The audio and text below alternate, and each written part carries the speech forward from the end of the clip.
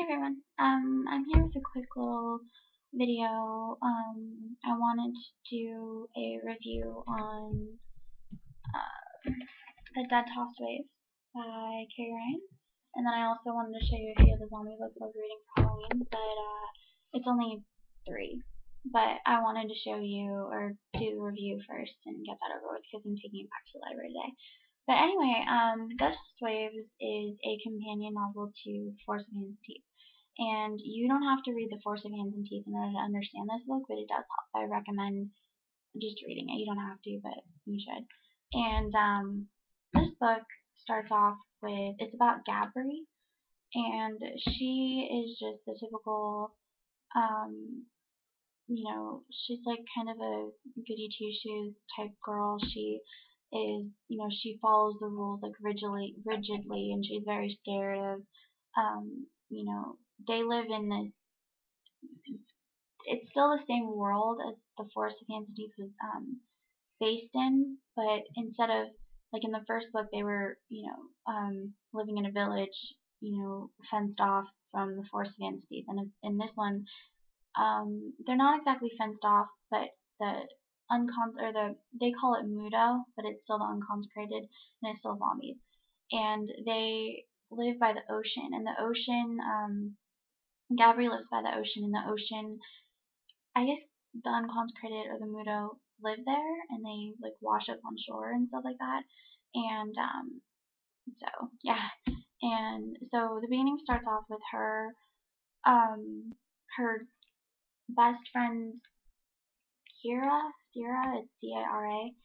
She goes up to Gabri and is like, oh, let's go to the the like fairgrounds or something. It's where they're not allowed to go, and it has like a roller coaster and stuff. And I guess it was built before all the unconsecrated started eating people, I believe. And I'm a little rusty. I finished this book last Thursday, a week ago, so I'm not totally 100% sure on the details, but so they're like, let's go, typical teenagers. And she's like, no, no, the rules say. And they're like, come on, let's go. And then she has a crush on her best friend's brother, whose name is Catcher. And he's kind of like, come on, let's go. And she's like, okay, because I like you. And so they all go. It's Gabri, Sierra, I think, Catcher, and then like a bunch of other people that Gabri doesn't really know. And Gabri is the typical, like, I think we can all relate to her. Like, she's kind of awkward, and she doesn't really, um, other people kind of make fun of her because she's not like the hottest, and she's not, she doesn't like want to break all the rules like all the other ones do. And so when they get there, her and Catcher end up kissing, and then right after this, breaker comes, which is it's a zombie, but it's something about, I don't know, I don't really get it. It says something like if a human is bitten by a zombie and there's no other zombies around, then it becomes a breaker, and I'm not really sure what that means, like how it differs from a regular zombie, but so it was a breaker. A breaker came and um bit one of the girls that were hanging out with their group, and then one of those girls went and tried to attack Gabri, and then Gabri ran, and Catcher found her, and the breaker ended up scratching or biting Catcher, and then after that, Catcher's like, just go, go, you don't want to get caught because the government people were coming and everything like that. So then um, so then after that, it kind of, the next morning she wakes up, and Gabri's mom is part of the council, and so the mom, Gabri's mom told her, yeah, your friends were caught where they weren't supposed to be, and I'm so glad that you weren't there. And she kind of feels bad, but she doesn't say anything because she doesn't want to get in trouble. And then she goes to the trial where they have to figure out what the consequences are for her friends, and she ends up talking to her friend Zira, and then one of the other girls who didn't really like Gabri, and they all were asking where Catcher was, and Gabri's like, I thought he went with you, and she's like, and Gabri's like, no, I thought he was with you. And so Sierra told her, you have to go find Catcher. You have to go out into the there's like an island past the ocean that's like overrun by unconscious, I think. And Sierra told her to go there and try to find him. And she's like, no, I can't. And she goes, and then one of the other girls is like, fine, if you don't, then I'm gonna tell that you were there that night and that you can get in trouble too. And she's like, okay, fine. And so she goes to look for him, and she meets this guy, Elias, I'm not really sure, but and then she starts falling for him, and all this other stuff starts happening. So that's the basic plot. It was a pretty good book. Like, I don't know, there's some parts that I liked better than the first one, and there's some parts I didn't, and it was okay. Like, I definitely recommend it if you've read The Force and even liked it. Um, I would give it like a 2.5 out of 3 stars. It was okay. It wasn't like totally amazing, but part of it, like, I like that it kind of represented the whole like youth rebellion as far as, you know, we all do that. We all, like, we all bend the rules and we break the rules, and we all think, oh, our parents are dumb for making us follow all these rules. And then as we get older, like 18, 19, even sometimes like, our mid 20s, we start realizing, wow, like our parents were 100% right, and they may have been harsh on us, but they were right, and that's kind of what these kids go through. Is they, especially Sierra, she totally just broke all the rules, and yet she's paying the ultimate price now for it. And she even said, she's like, I should have listened. I should have been more like you, and talking to Gabri and stuff like that. So I like that. And another part, if you like Shakespeare, then you'd like it, because it's the Shakespeare sonnets are kind of woven in through that, and it kind of helps them to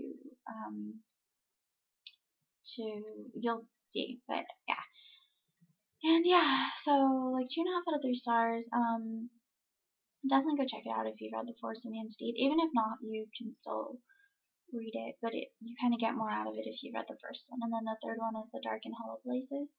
And I don't know, that I've heard is another companion, but then I heard it's a direct sequel to this one. And I'm kind of upset because I read this one and I really liked it, and I'm so excited to read the third one, but I can't get a hold of it. So yeah, definitely go check it out. Dead-Tossed Waves by Carrie Ryan. And then some of the zombie books I'll be reading this Halloween is, this one's called Zombie Ohio by Zombie Ohio: Tale of the Undead by Scott Kinnemore. And this is, I'm about halfway through, and this is a pretty good book.